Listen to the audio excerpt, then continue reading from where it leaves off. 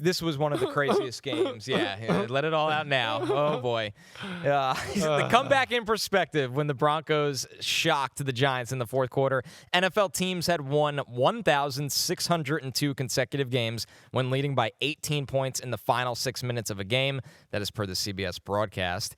Per Next Gen Stats, the Broncos' win probability was as low as 0.7% with 6 minutes and 38 seconds left in the fourth quarter, facing a 4th and 3, trailing 26-8. It's the most improbable comeback of the season, and the 8th most improbable of the Next Gen Stats era, which has been tracked since 2016. So with all of that being said, Chris, the blame game. Yeah. How much of the blame gets put on a Giants defense that the last 5 Denver drives, it was touchdown, touchdown, touchdown, touchdown, game-winning field goal. Yeah, it's bad. It's bad. Now, the blame doesn't all go on the defense. That's what we're going to unpack here too. Defense, certainly some blame. Offense deserves some blame. Broncos, some good stuff, deserves a little credit. Broncos' luck deserves some credit because that's where you start too. Okay, so the game's 19-0, and this is where, again, we got to unpack the context because most of the drive at 19-0 that makes it 19-8 started in the third quarter. What did they run? The second play of the fourth quarter, they scored, right, on a tip pass that went up in the air. So it's 19-0, and there we are at the end of the third quarter. And listen, I try to break it down with each drive a little bit here going, like, nothing I have a problem with at 19-0 that the Giants did on the defensive side of the ball. It was work for the Broncos to go down the field. It was work. The Giants didn't play prevent defense. They played the defense they had been playing the whole game, right? But the Broncos finally put a drive together. They're an NFL football team. They're allowed to do that. I checked the rule book, all right? So, yeah, with all of that, I have no problem with the approach on that drive. None. And, finally, the Broncos made a few plays, and then they got lucky in the touchdown. I mean, lucky. There's no other way to say it. Yeah. No other way to say it. All right, so now let's go to the and was there a mistake or two on that drive? There was one play where I go, Abdul Carter was supposed to play left defensive end for the offense. It was R.J. Harvey's biggest run of that drive. Actually, it might have been J.K. Dobbins. It was Dobbins. Excuse me. Was it a toss to the left? It was a toss to the left. They had like 3 blockers and nobody to block. There was no DN because I don't think Abdul Carter realized, am I playing DN with this personnel set or am I playing my stand-up linebacker that I do at times?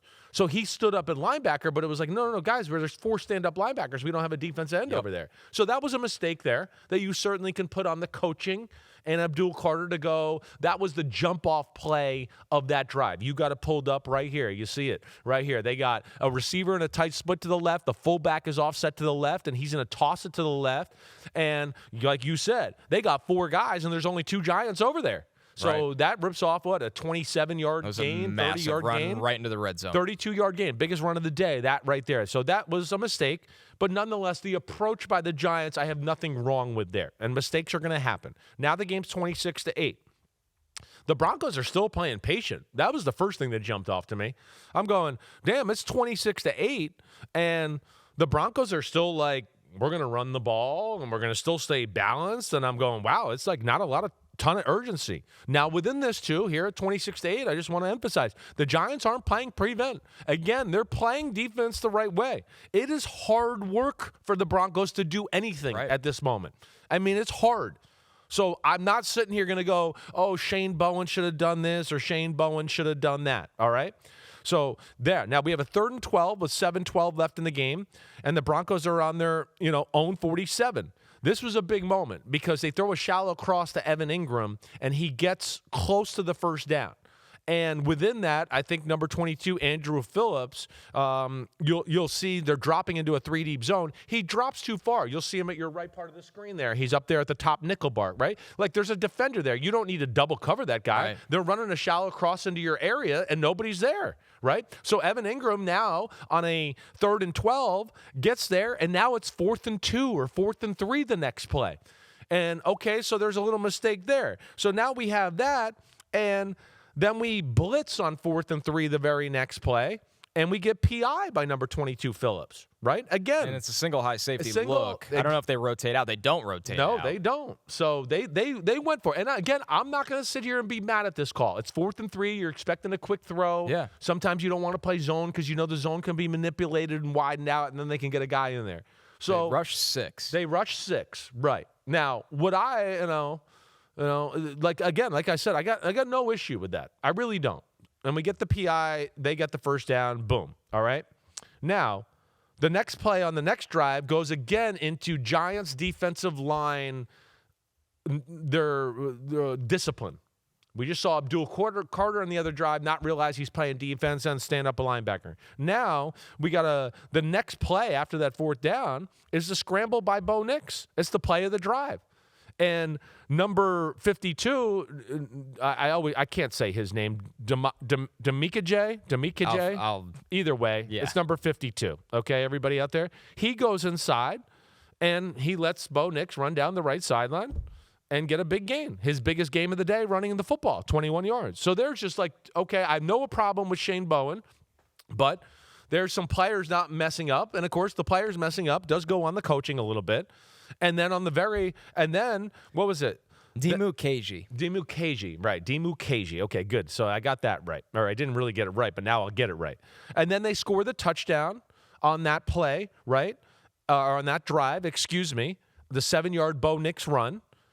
And Thibodeau plays the quarterback on the read option. And as he gets close to the quarterback, he stops and doesn't believe he's going to keep it. And Bo Nix keeps it and scores a touchdown. So they call the right play. So right now the theme of, since it was 19-0, is edge guys are screwing up, right? Yeah, we could talk about Andrew Phillips got one pass interference and dropped a little too far in his zone, but really edge guys messing up right now. That's what it is. It's the 7-yard run that at 5:13 left, right? 5:13. Yeah, 5:13. You'll see it. So there you go. They got a play called. They got the defense called the right way. Everything there. And you go, wait, you should be able to execute this or whatever else, and it doesn't happen. Your player doesn't make a play there, right? Did I get that right? Did you see it yet or no? We'll get to it. Okay. We'll keep going. You're on a good pace right now. So there we go. We got that. Now, okay. Now it's 26-16. Okay. And we know, I'm not going to break down the Giants offense yet here. I'm just going to stay with this. Dart throws an interception. It's a short field now for the Denver Broncos. Yeah. Really, you feel like you go, man, if he doesn't throw that interception, it's almost going to be impossible for them to win the game with the time left on the clock. There just wouldn't be the time. Yes, they wouldn't have the time. But either way, throws the interception. We're going to break down the interception a little bit after this. Let me just get that. But even within that, okay, right, we get the interception. Thibodeau jumps off sides on a 3rd and 5. That gives him a first down and goal from the 9-yard line. That was a semi-big moment. So, again, edge guys messing up down the stretch, to me, is a number one theme here. And, of course, coaching goes into that because they are, coaching those edge guys. But as a whole, 26-16 after the interception, I got no problem with what they called on defense. No problem. I really don't. Then they end up scoring 4 plays, 19-yard drive. R.J. Harvey scores. All right, so there's that. Now we're at 26-23. All right, maybe now we can get into there's a few calls here where I'd go, I don't know if I would have called that, okay, right? But 26-23, there's 2 minutes and 42 seconds left. There's a 3rd and 11, right? There's 2 minutes and 14 seconds left, sorry. Right. They play cover 1 with a QB spy, and they throw a back shoulder to Cameron Sutton, okay? Good play, I get it. Now, 3rd and 11, I'm just sorry I wouldn't play man-to-man. I wouldn't do it. I'd go, wait, we got all these pass rushers here. I'm not leaving anybody one-on-one. We don't have any Darrelle Revises here.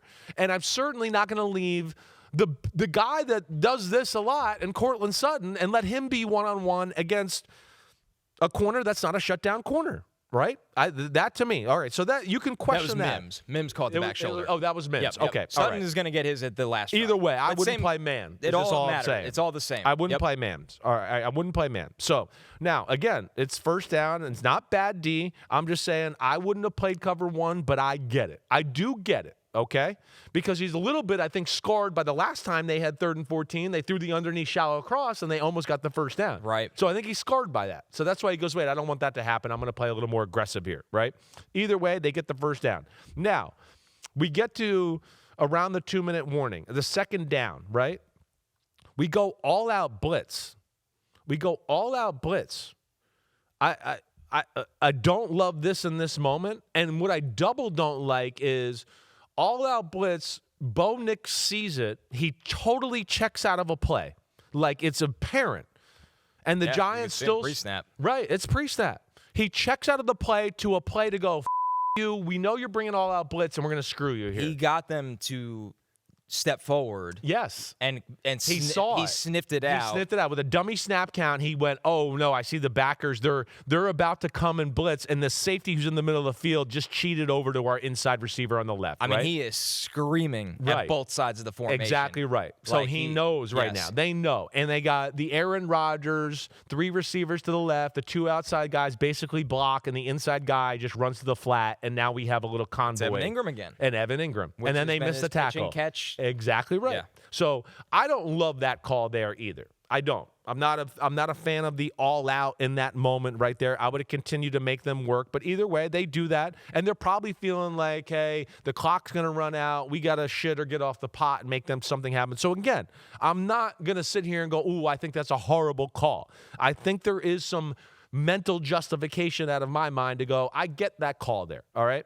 All right. And then they have the touchdown, which it's man-to-man again, and this is a game plan play. They realize they're getting man-to-man, and they go, wait, we can run the quarterback toss, keep, crack to the left edge, and they're not going to have enough defenders there. We motioned a guy from the left to the right, and now they're limited there, and it's the perfect play for the defense and how they're lined up.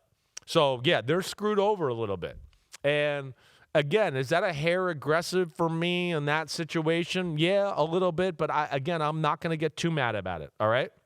I'm not. But I question, and you see my notes, I go, a great play by the Broncos, but I do question why so much man coverage here in this moment, right? And I write, but again, it's not the worst. I certainly can see some justification. Now, the last drive, there's not much to talk about here. Last drive where they kick the game-winning field goal because they score there, 26-23. They make it 30-26. The Giants go down. Awesome drive. They score up 32-30. The lucky play where, again, we just talked about you need some luck. He got the tip pass. Here's the first play of the drive. He's throwing to Cortland Sutton on the in-cut. He makes the wrong throw. It doesn't throw well, and it falls into Marvin Mims' lap. Right on him. Lucky. Yeah. Right? Now we have injuries at the corner position. All right. And we go back to man-to-man in a big situation here. Back to man-to-man, and with Deion Banks, who, supposedly nobody can stand in Giant lands, right? Yeah, nobody can stand him. He might have like a bigger target on him than Shane Bowen from the fan base. He's got but we're going to have him travel and lock up against Cortland Sutton? Insanity. In a big moment? The guy, that nobody likes, the team doesn't like, the fans don't like, the coaches don't want to play him, but we're going to go cover the best player in the biggest play of the game. It makes no sense to me there. All right? So they put Sutton in motion. Yes. And I don't want to interrupt you, but I want to step the back. Context, yeah. So they put Sutton in motion, and obviously that is an indicator to Knicks that this is man coverage. It's man to because coverage, Banks right. follows him across the formation. Right. So now, if you've watched Bo Nix this year, this is the guy. Yeah. Like when Sutton can't do anything, the offense cannot do anything. Exactly right. Which that's how teams with number 1 wide receivers often work. Right. It is magnified with the Denver Broncos. And every big moment this year, late game Philadelphia, whatever, they throw it to Cortland Sutton. So Banks comes across him at the formation. When the ball is snapped, he tried to put his mouthpiece in, it looks like. So he lifts up his arm, then he tries to go into his pedal. Right. And it's a little rub. The outside wide receiver kind of rides his hip. Exactly. Yeah, he doesn't stop his route, but he rides his hip without looking at him. And it's legal. Totally legal pick. Right. And Sutton is just a bully. Banks actually is He's in a good phase. spot. He's in a good spot. He's in phase. But him and Knicks have run this concept 100 million times. Right. Back shoulders, right? I know, and Knicks made a comment after the game. We put this play in yesterday. But so what? It doesn't. It's still it's only the formation and the motion they put in. He's thrown 9 million back shoulders to Cortland Sutton on the left side, where he's 3 or 4 yards from the sideline. So it doesn't change much. So so that would be one thing I question. So there you have that on the defensive side of the ball. Again, it was work for the Broncos in almost every one of those drives. The Giants didn't play too conservative in either ways. In fact, there's moments where I'd go, they should have played a hair more more conservative, I think it would be my final thesis statement there, where I go, I don't know if I would have all out or played man-to-man in some of the situations they did. But either way, I can understand it a little bit. So all in all, I guess is what I'm saying is I don't find the Giants' approach egregiously bad. Right. But they did have some players that messed up a few things, and then they put a player or two in some bad situations, and I think they went a little too much on, hey, player make a play instead of like, hey, let's let our system work and make them work for it. And that would be my only complaint there on the defensive side of the ball. One last question for you on this play, the back shoulder to Sutton. Right. So the Broncos have the ball at about the 44-yard line, which is a pretty long field goal. Right. We know they can make pretty long field goals. The Giants in man coverage with the single high safety, he's playing about 20 yards of depth off the ball, which in that scenario where no, you don't need to be that deep. You can't do anything. No. You're playing like you're trying not to give up a touchdown. Yeah. He finally realizes that it's Sutton, but he's 7 yards away by the time the ball is there. Right. Is that on the player? Is that on coaching? I think that's on coaching. That's a really bad situational. It's on it's on coaching. Yeah. And like one, too deep, but two, the other, I can't made him. I'm not mad at him for staying in the middle of the field there. One, he's going, wait, these guys, this is Bo Nix and Sean Payton. They're crazy. They might throw it deep.